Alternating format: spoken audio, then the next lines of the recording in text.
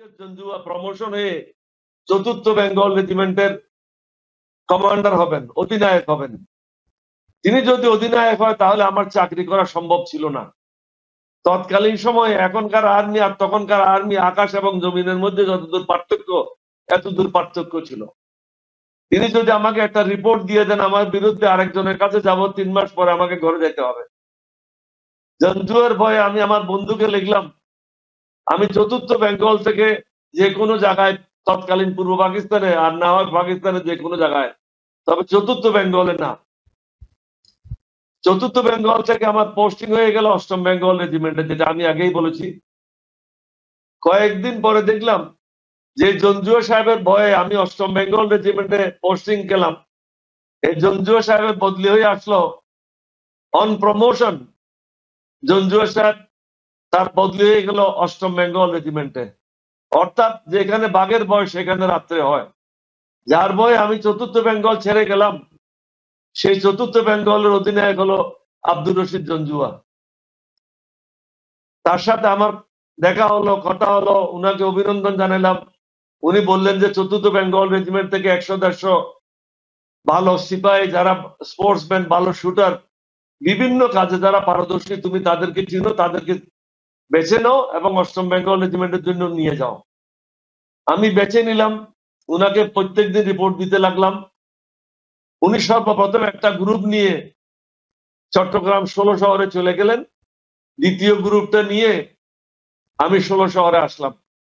এটা নিয়ম হলো কোয়ার্টার গার্ড রেজ হয়, অর্থাৎ প্রবেশ মুখে যারা পাহারাদার থাকে তারাই সবকিছু নিয়ন্ত্রণ করে, এটাই রেজ করে প্রথমে।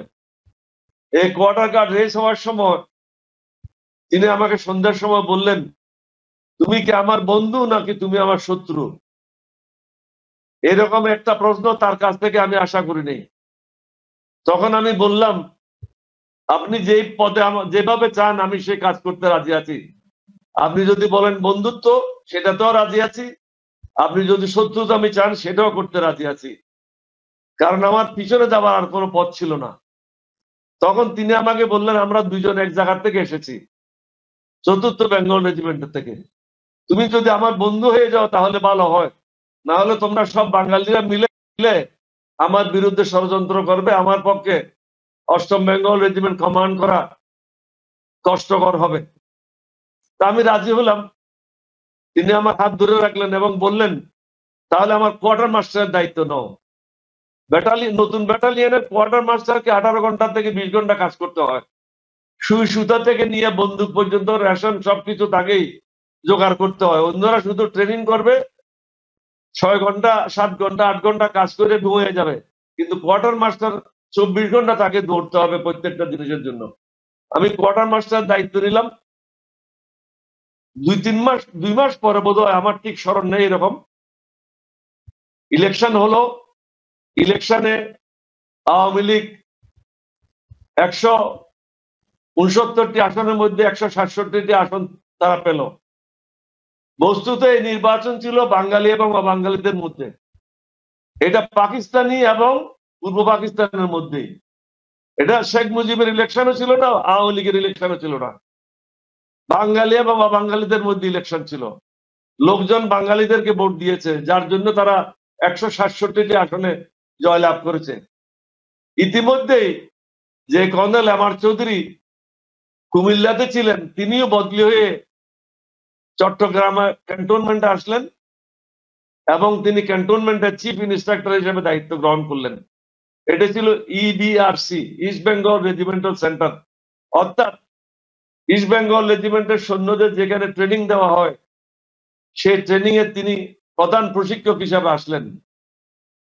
নির্বাচনের কিছুদিন পরে তিনি আমাকে চট্টগ্রাম ক্যান্টনমেন্টে ডেকে পাঠালেন। উনি তখনও বাসা পান নাই। অফিসার্স মেসের 2টা রুম নিয়ে ওনার ফ্যামিলি নিয়ে থাকতেন। বড় ছেলে ক্যাডেট কলেজের ছাত্র, আর এক ছেলে সাথে ছিল। আমি সন্ধ্যার পরে গেলাম, তার সাথে কোনো ভূমিকা হলো না। তিনি সরাসরি আমাকে জিজ্ঞাসা করলেন যে, বলি, তুমি কি মনে করো পাকিস্তানি জেনারেলরা বঙ্গবন্ধু শেখ মুজিবুর রহমানকে ক্ষমতা হস্তান্তর করবে? আমি বললাম যে না, পাকিস্তানের জেনারেলরা কখনো শেখ মুজিবুর রহমানকে ক্ষমতা হস্তান্তর করবে না, কারণ তারা মনে করে না শেখ মুজিব তাদের কাছে গ্রহণযোগ্য। উনি আমাকে বললেন তাহলে কি করণীয়? তা বললেন, দেখেন আপনিও দীর্ঘদিন পাকিস্তানের সময় কাটিয়ে আসছেন, আমি আমার জীবনের 12টা বৎসর পাকিস্তানের সময় কাটিয়েছি। আমি করাচি বিশ্ববিদ্যালয়ের ছাত্র, ওখানেই লেখাপড়া করেছি। আমাদের প্রতি যে বিভিন্ন ক্ষেত্রে বৈষম্য করা হয়েছিল, চাকরি ক্ষেত্রে বলেন, অর্থনৈতিক ক্ষেত্রে বলেন, সামাজিক ক্ষেত্রে বলেন, সকল ক্ষেত্রে আমাদের সাথে একটা বৈষম্য ছিল। মনে হয়েছিল আমরা যেন পাকিস্তানের দ্বিতীয় শ্রেণীর নাগরিক। আমাদের যে প্রাপ্য ছিল সে প্রাপ্যের 5% আমরা পাই নাই। কোনো কোনো বিষয়ে আমরা 3% থেকে 2% আমরা পেয়েছিলাম। তখন আমি বললাম যে এটাই উপযুক্ত সময় একটা বিদ্রোহ করা। তিনি আমার মুখ থেকে এই কথাটাই শুনতে চেয়েছিলেন। তিনি তখন খুব সন্তুষ্ট হলেন এবং বললেন, তুমি 8ম বেঙ্গল রেজিমেন্টকে নিয়ে প্রস্তুতি গ্রহণ করো, আর আমি ইস্ট বেঙ্গল রেজিমেন্টাল সেন্টারে যে সমস্ত পুরানো সৈনিক আছে, ট্রেনিং এর জন্য ইনস্ট্রাক্টর আছে, তাদেরকে নিয়ে আমি আস্তে আস্তে প্রস্তুত হচ্ছি।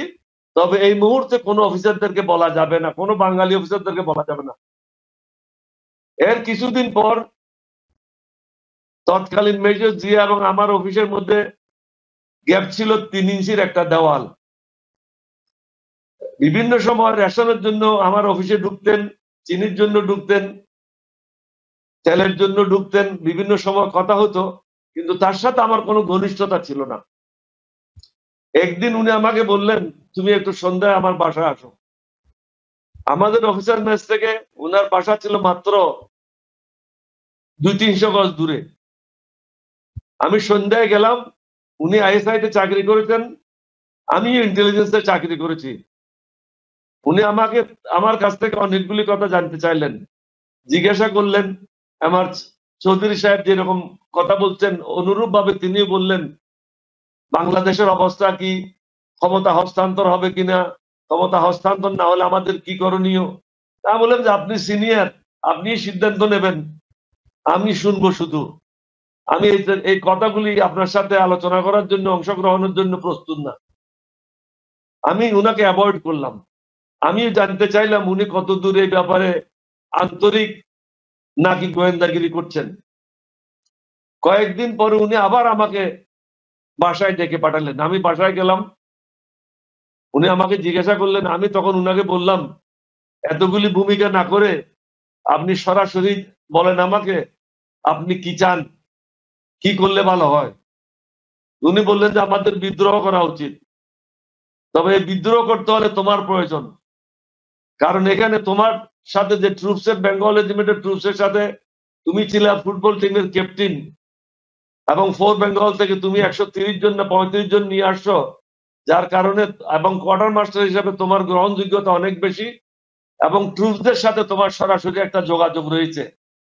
সুতরাং তোমাকে ছাড়া বিদ্রোহ করাটা সম্ভব না। উনার সাথে দীর্ঘ সময় আলোচনা হলো এবং আমরা একমত হলাম যে আমরা পাকিস্তানের বিরুদ্ধে যথাসময়ে বিদ্রোহ করব। তখনও পর্যন্ত উনাকে কর্নেল আমার চৌধুরী সম্বন্ধে বলা হয় নাই, কারণ এদের উদ্দেশ্য ছিল অসময়ে 3 জনের কথা যদি বলি তাহলে আগরতলা ষড়যন্ত্রের মতো আমরা 3 জনেই ধরা পড়ব এবং 3 জনে জেলে আবদ্ধ হব। আমরা যে বিদ্রোহ করতে চেয়েছি এই বিদ্রোহটা আর হবে না। কিছুদিন উনার সাথে প্রতিদিন প্রায় আলোচনা হতো। 3 তলায় আমরা উভয়ে একজন আরেকজনকে ইশারা করে বাথরুমে যেতাম। আসলে বাথরুমের কোনো প্রয়োজন ছিল না, তিনি বাথরুমে দাঁড়ায় থাকতেন, আমার সাথে কথা বলতেন।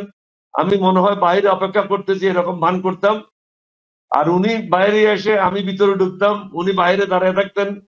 কেউ আসলে দেখলে মনে হবে যেন উনি বাথরুমে ঢুকার অপেক্ষায় আছেন। এইভাবে আমরা প্রতিদিন কোথায় কি হচ্ছে না হচ্ছে কথাগুলি আদান প্রদান করতাম। আমি ইত্যবসরে ওখানে 20 বেলুচ রেজিমেন্ট ছিল ক্যান্টনমেন্টের ভিতরে। 20 বেলুচ রেজিমেন্টের কোয়ার্টার মাস্টার এবং অ্যাডজুটেন্ট ছিল আমার কোর্সমেট। তাদের সাথে কথা বলে ট্রেনিং এর অজুহাত দেখে ওখান থেকে রিকয়েললেস রাইফেল নিয়ে আসলাম, লাইট মেশিন গান নিয়ে আসলাম, মোটর নিয়ে আসলাম। অবশ্য পরবর্তীতে সেগুলি তারা আমাদের কাছ থেকে ফিরিয়ে নিয়ে যায়।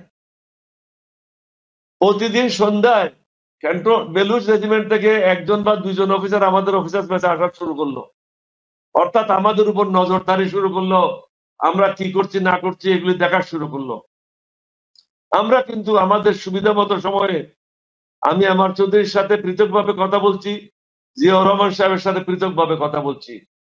সর্বপ্রথম 8ই মার্চ শেখ মুজিবুর রহমান যখন ভাষণ দিলেন 7ই মার্চ, আমরা আশা করেছিলাম তিনি স্বাধীনতা ঘোষণা করবেন এবং আমরা বেঙ্গল রেজিমেন্টে যারা আছি আমরা যুদ্ধে অবতীর্ণ হয়ে বাংলাদেশকে স্বাধীন করে দেব। তিনি সবকিছু বললেন, কিন্তু বাংলাদেশের স্বাধীনতা ঘোষণা করলেন না। আমরা খুব মর্মাহত হলাম। তারপরেও মনে করলাম যাই হোক, অন্তত তিনি সমগ্র জাতিকে ঐক্যবদ্ধ করেছেন, এটা একটা বিরাট কাজ। সুতরাং এখন আমরা যদি বিদ্রোহ করি তাহলে কোনো অসুবিধা হবে না।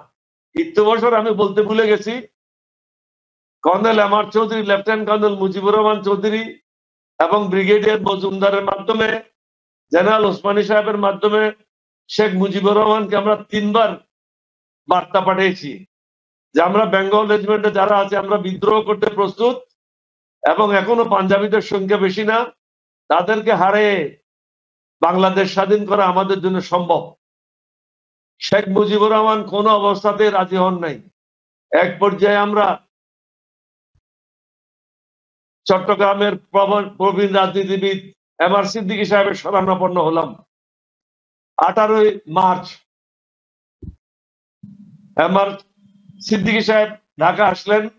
ঢাকা এসে শেখ মুজিবুর রহমানের সাথে যোগাযোগ করলেন। মুজিবুর রহমান উত্তর দিলেন, এক ইয়াহিয়ানের পরিবর্তে অন্য ইয়াহিয়ানকে আমি বাংলাদেশে চাই না। পাকিস্তানিদের সাথে আমার আলোচনা হবে 20 তারিখের পরে। এই আলাপ আলোচনার মাধ্যমে সবকিছু নির্ধারিত হবে। আমরা স্পষ্টভাবে বলেছিলাম যে জাতীয় সংসদ ডেকে এটা বন্ধ করে দেওয়া হয়েছে এবং নতুন নতুন সেনা দল পাকিস্তান থেকে তৎকালীন পূর্ব পাকিস্তানে আসছে। সুতরাং তারা যদি ক্ষমতা হস্তান্তর করার ইচ্ছা ছিল তাহলে তারা নতুন ভাবে সেনা দল পূর্ব পাকিস্তানে কেন আনছে এবং জাতীয় সংসদ ডেকে এটা কেন বাতিল করা হলো। এটার অর্থ হচ্ছে তারা শেখ মুজিবুর রহমানকে পাকিস্তানের প্রধানমন্ত্রী হতে দেবে না। আমরা আমাদের প্রস্তুতি গ্রহণ করতে লাগলাম। শেখ মুজিব যদিও আমাদেরকে মানা করেছে, তার কথা আমরা বিশ্বাস করিনি। এখানে আমি একটা রেফারেন্স দিতে চাই। তাজউদ্দিন সাহেব, যিনি যুদ্ধকালীন সময়ে প্রধানমন্ত্রী ছিলেন, তার কন্যা একটা বই লিখেছেন। ওই বইটা তিনি লিখেছেন তার পিতা একটা টেপ রেকর্ডার নিয়ে 25 তারিখ সন্ধ্যায় শেখ মুজিবুর রহমানের বাসায় গিয়েছিল এবং শেখ মুজিবুর রহমান সাহেবকে বলেছিল, আপনি স্বাধীনতার ঘোষণাটা দিয়ে এটা আমি রেকর্ড করে রাখি, যথাসময়ে এটা আউট করে দেওয়া হবে। শেখ মুজিবুর রহমান কিন্তু রাজি হয় নাই। 3 দিন যে আলোচনা করলো ইয়াহিয়া খানের সাথে, ভুট্টোর সাথে, তিনি শুধু ক্ষমতা হস্তান্তর করার জন্য এবং পাকিস্তানের প্রধানমন্ত্রী হতে চেয়েছিলেন। এখানে আমি শর্টকাট করতে চাই। 27 তারিখে হরতাল ডেকেছিলেন তিনি, জি, এবং তিনি হরতাল ডেকেছিলেন আলোচনার পরে। অর্থাৎ তিনি কোন অবস্থাতেই বাংলাদেশ স্বাধীন করার জন্য বা বাংলাদেশকে স্বাধীন রাষ্ট্র হিসেবে চায় নাই। তিনি হইতে চেয়েছিলেন পাকিস্তানের প্রধানমন্ত্রী। 25 তারিখ সারাদিন ছিল আমাদের জন্য খুব কঠিন সময়। তখন চট্টগ্রামের বিভিন্ন জায়গায় পতাকা উত্তোলিত হচ্ছে, বিভিন্ন জায়গায়, এবং রাজনৈতিক কর্মীরা, শ্রমিকেরা, রিক্সাওয়ালারা, ছাত্ররা, শিক্ষকেরা সবাই মিলে রাস্তায় রাস্তায় ব্যারিকেড দিতে শুরু করলো। তখন আমি মনে করলাম আর দেরি না করে প্রেসিডেন্ট জিয়া, এমআর চৌধুরী সাহেব এবং আমরা 3 জনের মধ্যে প্রথম বৈঠক, আমি এটা বলতে ভুলে গেছি, প্রথম বৈঠক আমাদের হয় চট্টগ্রামের স্টেডিয়ামের পশ্চিম দিকের গেটে ঢুকলেই বাম দিকের রুমটাতে। কর্নেল এমআর চৌধুরী, আমি এবং তৎকালীন মেজর জিয়া সাহেব আমার স্কুটার, ভেসপা স্কুটারে বসে জিয়াউর রহমান সাহেবকে আমি নিয়েছিলাম অত্যন্ত গোপনে। এই প্রথম আমাদের 3 জনের মধ্যে কথা হলো। শেখ মুজিবের 7ই মার্চের ভাষণ বাংলাদেশের কোথাও উচ্চারিত হয় নাই। আমরা কিন্তু চট্টগ্রাম রেডিও স্টেশন থেকে শেখ মুজিবের ভাষণ পুনঃপ্রচার করি। আমরা সর্বতভাবে পাকিস্তানিদের বিরুদ্ধে যুদ্ধের জন্য প্রস্তুতি গ্রহণ করি। ইপিআর এর সদস্যদেরকেও মেজর রফিকের মাধ্যমে, তৎকালীন ক্যাপ্টেন রফিক, তার মাধ্যমে আমরা অবহিত করি। তিনি একসময় আমাদের সাথে মিলে যান, অর্থাৎ আমরা 4 জনেই জানতাম। আমি, তৎকালীন major Zia, lieutenant colonel Mujibur Rahman Chowdhury, major Rafiq. অন্য বাঙালি অফিসাররা কেউ জানতো না। শেষের দিকে আমরা দায়িত্ব নিলাম, যার যার এলাকায় যে বাঙালি অফিসাররা আছে তাদের সাথে ইনডাইরেক্টলি যেন কিছু কথা হয়, যে পাকিস্তানিরা যদি আমাদেরকে আক্রমণ করে সে অবস্থায় আমাদের কি করণীয়। তখন সবাই একটাই মনোভাব ছিল যে আমাদেরকে যদি আক্রমণ করে আমরাও তাদেরকে আক্রমণ করব। 25 তারিখ মার্চ সকালে আমি সকালে উঠে প্যারেড গ্রাউন্ডে গেলাম। সকালে আমাদের ফিজিক্যাল ট্রেনিং হয়, ট্রেনিং এর জন্য 8 ঘন্টা ফিজিক্যাল ট্রেনিং এর জন্য গেলাম। যে দেখি কেউ নেই মাঠে। কোয়ার্টার ঘাটে ফিরে আসলাম, জিজ্ঞাসা করলাম যে আমাদের 8ম বেঙ্গল রেজিমেন্টের অফিসাররা, সেনাদলরা কোথায়। তখন আমাকে বলল, স্যার রেলওয়ে ক্রসিং এর উপরে একটা ট্রেন কেবা কারা রাত্রে রেখে গেছে, ওইটাতে ব্রেক লাগানো আছে। ওই ট্রেনটা যদি সরানো না হয় তাহলে ক্যান্টনমেন্ট থেকে গাড়ি ঘোড়া শহরের দিকে আর আসতে পারবে না। সুতরাং পাকিস্তানিদের অক্লান্ত চেষ্টা ছিল এই ট্রেনটা সরানো। আমি তখন আস্তে আস্তে হেঁটে ট্রেনের কাছে গেলাম, দেখলাম যে সব অফিসাররা চেষ্টা করতেছে, ট্রুপসেরা ধাক্কাচ্ছে।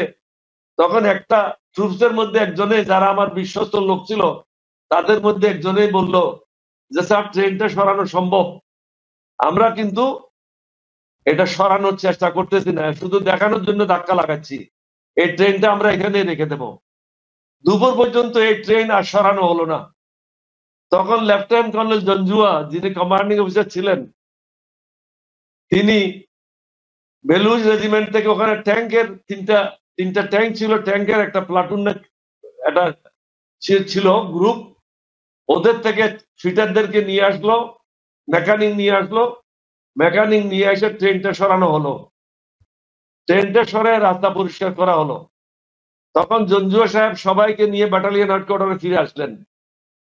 তখন তিনি দায়িত্ব বন্টন করতে লাগলেন। বললেন, মেজর জিয়া, তোমাকে দায়িত্ব দেওয়া হলো লেফটেন্যান্ট শমশের মুবিন এবং লেফটেন্যান্ট হুমায়ুনকে নিয়ে 16 শহর থেকে নিয়ে চট্টগ্রাম ক্যান্টনমেন্ট পর্যন্ত যত ব্যারিকেড আছে এই ব্যারিকেড গুলি পরিষ্কার করে সড়ক যেন গাড়ি চলাচলের উপযুক্ত করা হয়।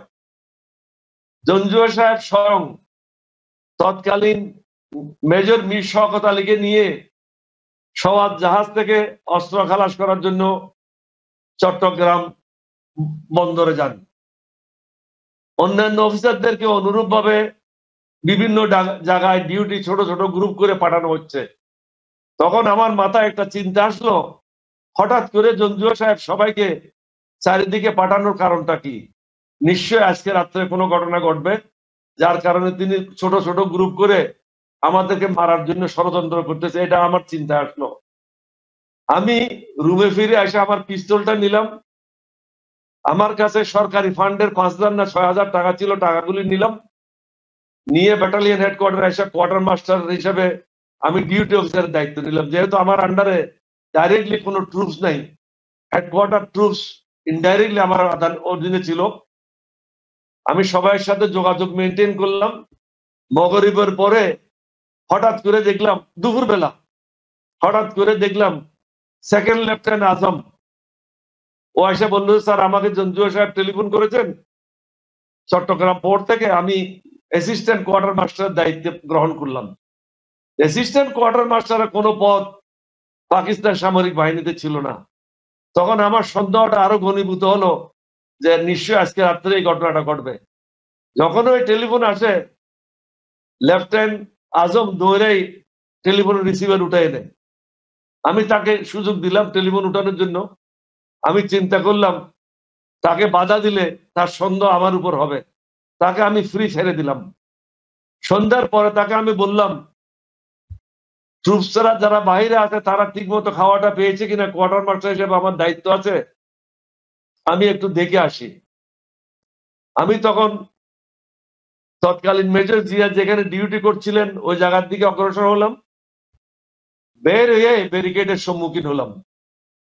চট্টগ্রামের লোক সবাই সাথে চট্টগ্রামের ভাষায় কথা বললাম এবং ওদের বললাম ব্যারিকেড উঠিয়ে দাও, এবং আমি ফিরে না আসা পর্যন্ত, তৎকালীন মেজর জিয়া না আসা পর্যন্ত ব্যারিকেড যেন পুনঃস্থাপন করা না হয়।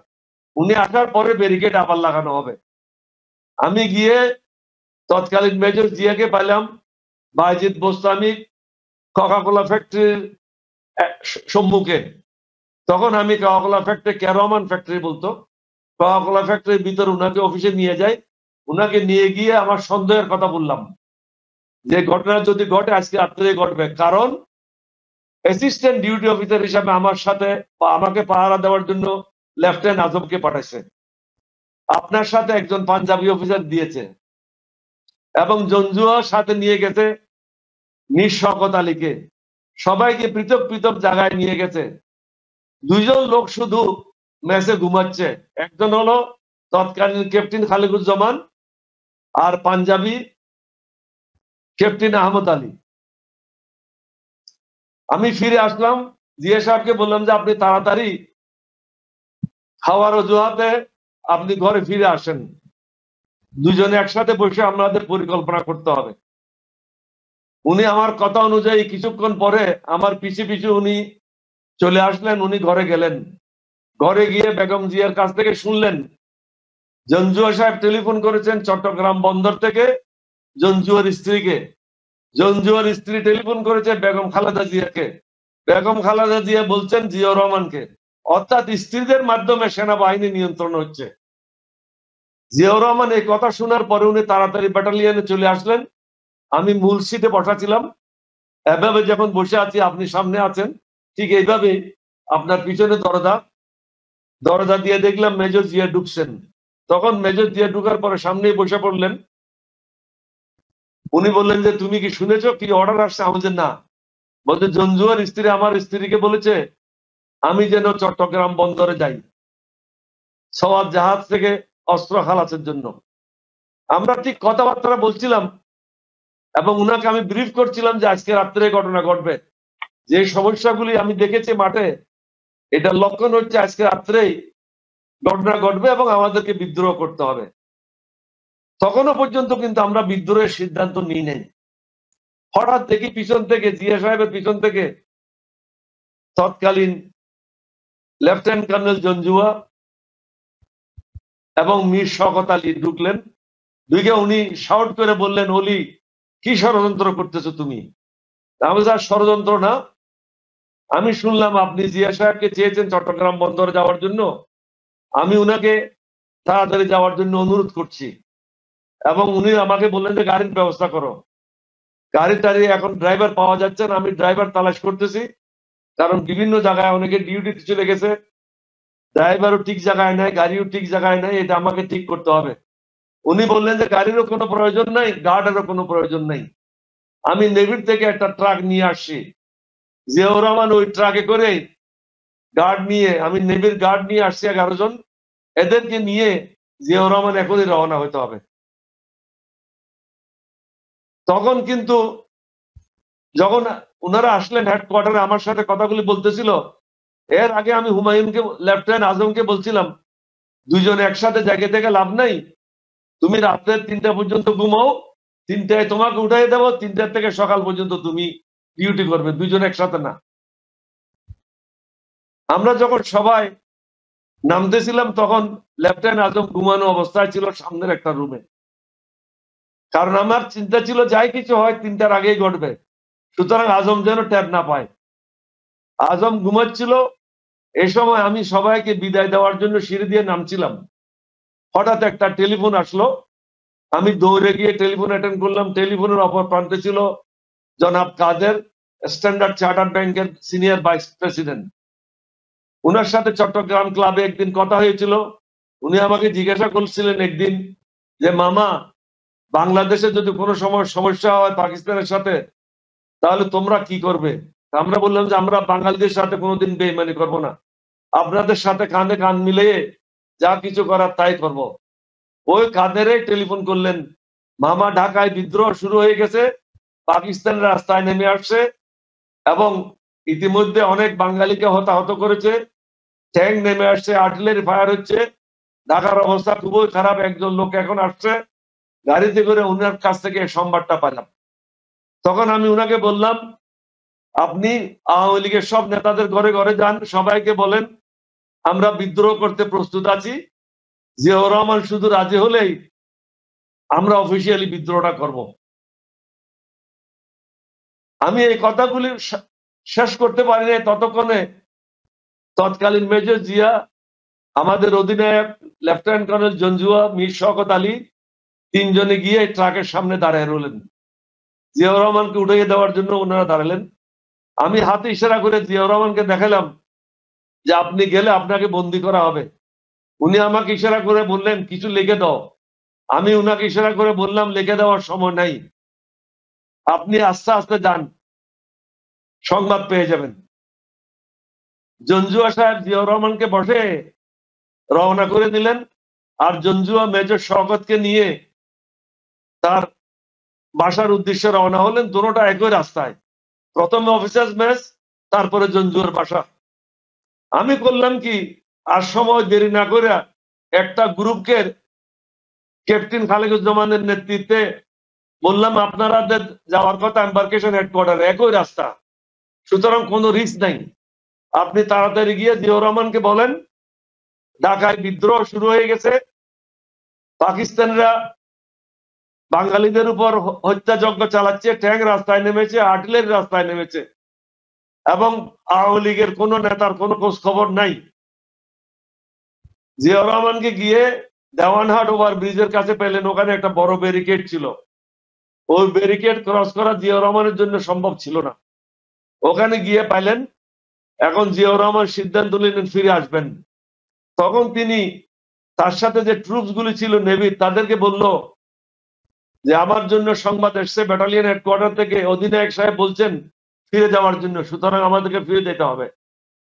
কারণ ওখানে নেভির যারা ছিল তারা সবাই পাঞ্জাবি, একজন বাঙালি ছিল, ওটা পরে আমি বলছি। জিয়াউর রহমান তখন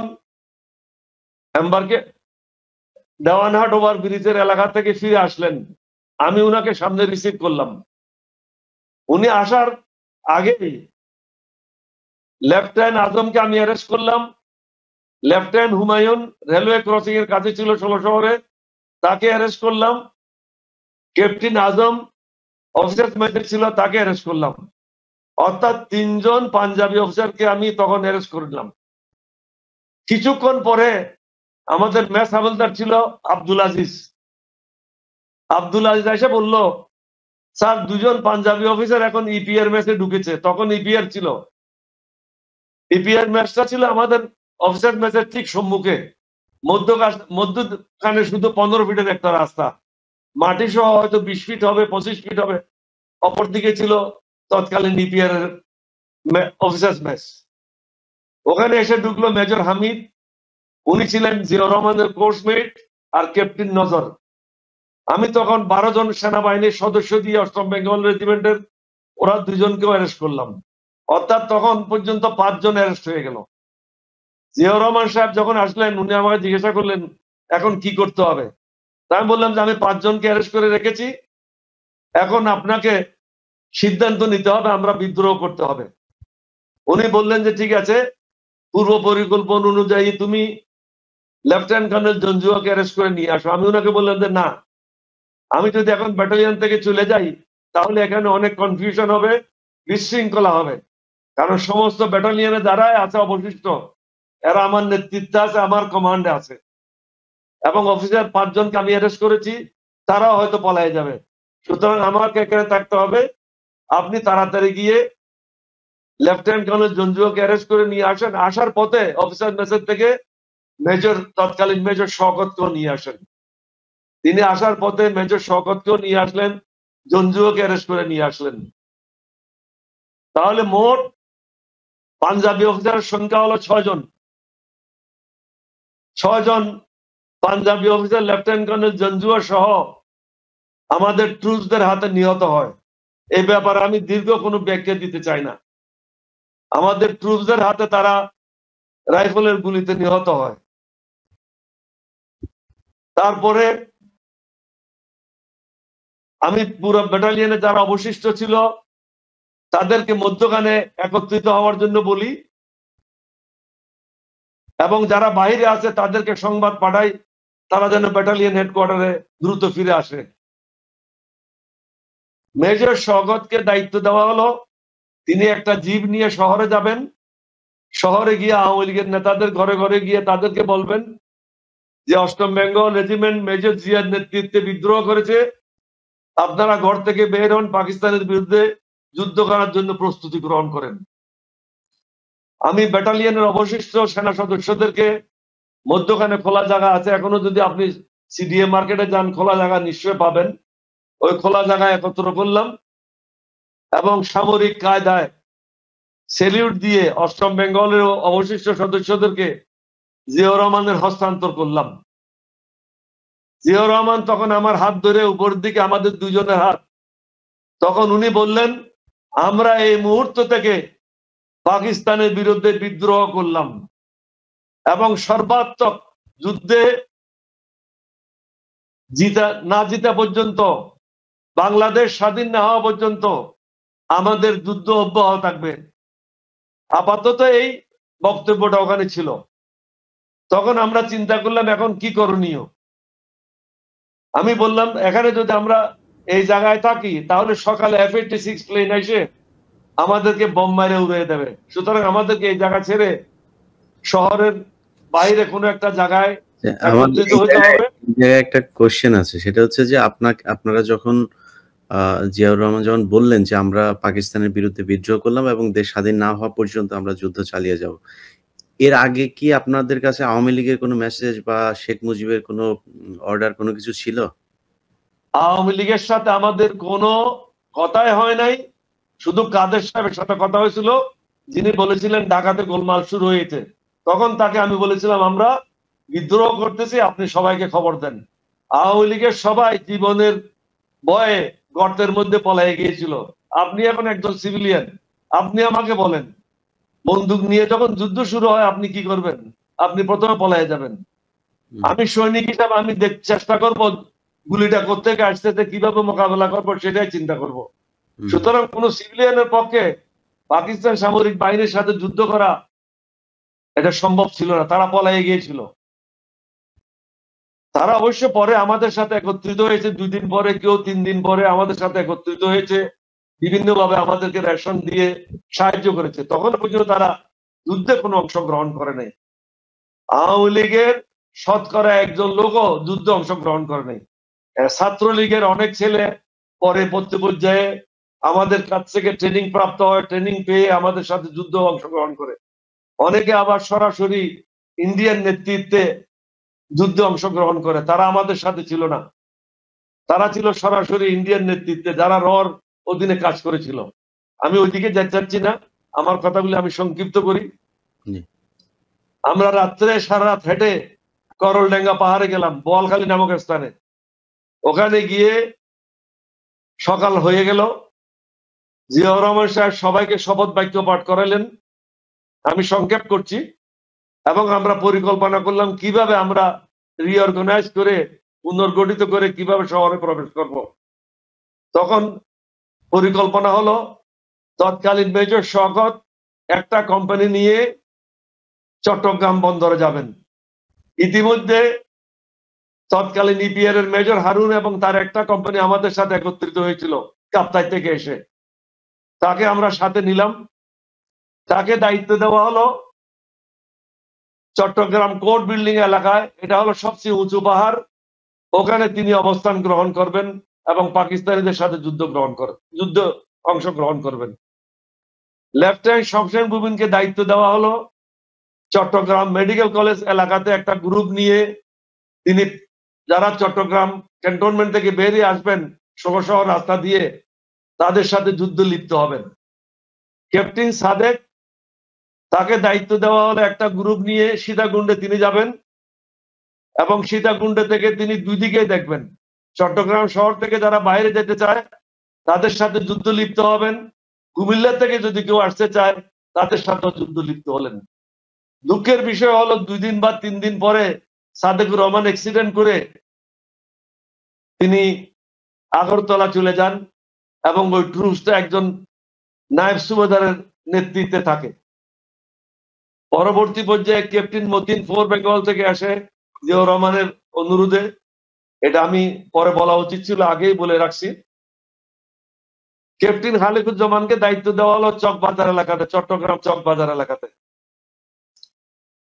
তাদেরকে আমরা সন্ধ্যার সময়, অর্থাৎ পরের দিন সন্ধ্যার সময় 26 তারিখ দিবাগত রাত্রে তাদেরকে হুকুম দেওয়া হলো যার যার জায়গায় তারা যেন চলে যায়। আমি আর জিয়াউর রহমান সাহেব ওখানে থেকে গেলাম, আমাদের সাথে 2 জন বডিগার্ড থাকলো। রাত্রেবেলা আমরা একটা প্রাইমারি স্কুলে বেঞ্চের উপর শুলাম, কারণ আমি যদি আমার বাড়ি ওখানে, রাস্তাঘাট কিন্তু আমার পরিচিত ছিল না, কারণ মেট্রিকের পরে আমি করাচি চলে গেছিলাম, ওখানে লেখাপড়া করেছি। এই সমস্ত জায়গার সাথে তখন আমার আসা যাওয়া ছিল না, পরিচিত ছিলাম না। সারাদিন হাঁটলাম, হেঁটে যাওয়ার কথা কালুঘাট ব্রিজে, কিন্তু ভুলবশত চলে গেলাম পটিয়াতেই। পটিয়াতে এসে পুলিশ স্টেশনে ঢুকলাম। জিয়াউর রহমান সাহেব যেখানে ওসি চেয়ার সেখানে বসলেন, সম্মুখে আমি বসলাম। কিছুক্ষণ পরে দেখলাম ইপিআর এর কিছু সদস্য কক্সবাজার থেকে আসলো। তাদেরকে আমরা বললাম, আপনারা চট্টগ্রাম শহরে প্রবেশ করে চকবাজার এলাকাতে যারা আছে তাদের সাথে যোগ দেন, অথবা মেডিকেল কলেজ এলাকাতে যারা আছে তাদের সাথে যোগ দেন, তাদের সংখ্যা বৃদ্ধি করেন। যারা পটিয়াতে পুলিশ ছিল তাদেরকেও বলা হলো, আপনারা অস্ত্র নিয়ে শহরের দিকে চলে যান। ইতিমধ্যেই এক ভদ্রলোক 6 ফিট 2 ইঞ্চির উপরে লম্বা জনাব মাহমুদ, তিনি এসে উপস্থিত হলেন। তিনি এসে জিজ্ঞাসা করলেন ক্যাপ্টেন অলি আহমদকে। তখন আমার কাঁধেও র্যাঙ্ক এন্ড ব্যাজেট ছিল না, আমরা রাত্রেবেলা এগুলি ফেলাই দিয়েছিলাম। খাকি কাপড় ছিল, শার্ট। জিয়াউর রহমান সাহেবের গায়েও খাকি শার্ট ছিল, কাঁধে কোনো র্যাঙ্ক ছিল না। মাহমুদকে জিজ্ঞাসা করলাম, ক্যাপ্টেন অলিকে কেন তালাশ করছো? বলছে, শুনলাম উনার বাড়ি এখানে পটিয়াতেই, সুতরাং উনাকে স্বাধীনতা ঘোষণা করতে হবে। তো আমি উনাকে জিজ্ঞাসা করলাম, স্বাধীনতা কেন ঘোষণা করতে হবে? তখন ও বললো যে, স্বাধীনতা যদি আপনারা ঘোষণা না করেন তাহলে বাংলাদেশের লোক জানবে কি করে আপনারা যে বিদ্রোহ করলেন, এবং যে বিভিন্ন জায়গায় যে বেঙ্গল রেজিমেন্ট আছে, ইপিআর এর সদস্যরা আছে, তারা কিভাবে জানবে? সুতরাং সবাইকে জানান দেওয়ার জন্য, পৃথিবীকে জানান দেওয়ার জন্য স্বাধীনতা ঘোষণা করার প্রয়োজনীয়তা রয়েছে। তখন আমরা বললাম যে নিশ্চয়ই শেখ মুজিবুর রহমান স্বাধীনতা ঘোষণা করবেন। তখন তিনি বললেন যে কারো কোনো সন্ধান পাওয়া যাচ্ছে না, আওয়ামী লীগের লোকেরা পলায়ে বেড়াচ্ছে, তাদেরকে কোথাও পাওয়া যাচ্ছে না। তখন আমি বললাম যে সামনে যিনি বসে আছেন উনি হচ্ছেন মেজর জিয়া, উনি হচ্ছেন আমার কমান্ডার, উনি স্বাধীনতা ঘোষণা করবেন।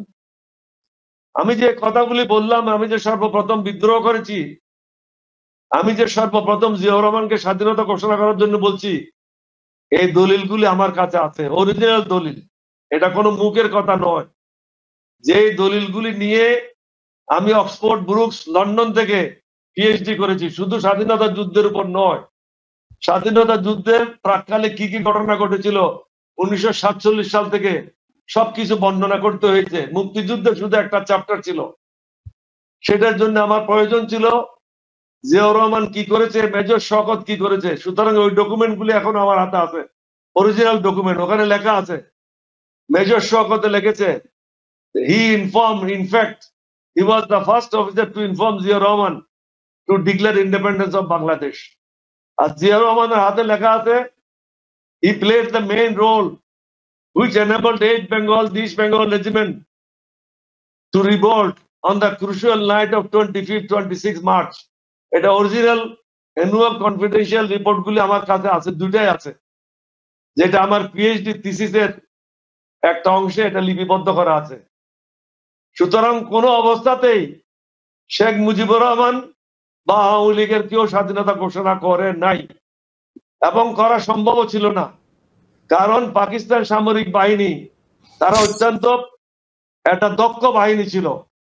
তারা দুপুরে 1টার মধ্যেই ঢাকাতে যে সমস্ত বাঙালি অফিসাররা ছিল তাদেরকে গৃহবন্দী করে রেখেছিল। ইপিআর হেডকোয়ার্টার তারা দখলে নিয়েছিল, রাজারবাগ তারা দখলে নিয়েছিল, রেডিও স্টেশন তারা দখলে নিয়েছিল, টেলিফোন স্টেশন তারা দখলে নিয়েছিল। সমগ্র গুরুত্বপূর্ণ স্থাপনাগুলি তারা নিয়ন্ত্রণ নিয়েছিল। সুতরাং তখন কারো পক্ষে কোনো কিছু করা সম্ভব ছিল না। অনেকে গল্প গুজব করে বলে যে ইপিআর এর মাধ্যমে, ওয়েলনেস এর মাধ্যমে এটা বলা হয়েছিল। এটা হলো মিথ্যাবাদী, বেঈমান, মুনাফিক। এটা কখনো সম্ভব ছিল না, কারণ পাকিস্তানিরা টোটাল নিয়ন্ত্রণ নিয়েছিল ইপিআর হেডকোয়ার্টারের। এখানে কারো পক্ষে সম্ভব ছিল না।